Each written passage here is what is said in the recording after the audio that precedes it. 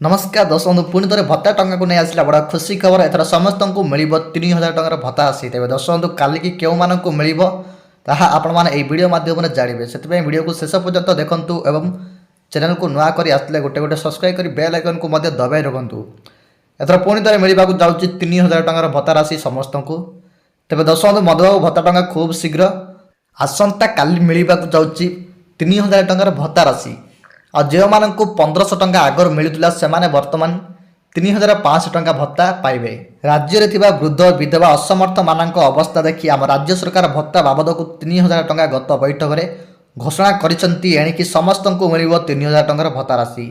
तेरे किसी जन को 3000 टंका मिल सारी आउ जो मानक मिलनी आसंता काली मिलवाक जाऊँगी तेज दर्शक दीर्घ दिन धरी जहाँ दाबी आंदोलन थिला ताहा वर्तमान राज्य कैबिनेट रे आज भत्ता को बांधी मोहर एणिकी आसंता काली मिलवाक जाऊँगी यही भत्ता राशि तेज सरकारी सूत्रु जो हिताधिकारी पूर्व 1000 टंका पाउथिले वर्तमान से 3000 टंकार भत्ता राशि पाइबे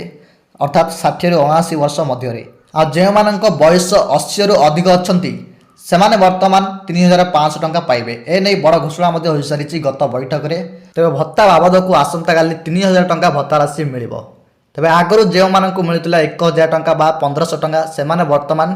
1000 को बढ़ी 3000 टंका भत्ता राशि पाइबे आ जो मैंने 1500 टंका पाउथिले से वर्तमान 3500 टंका पाइबे।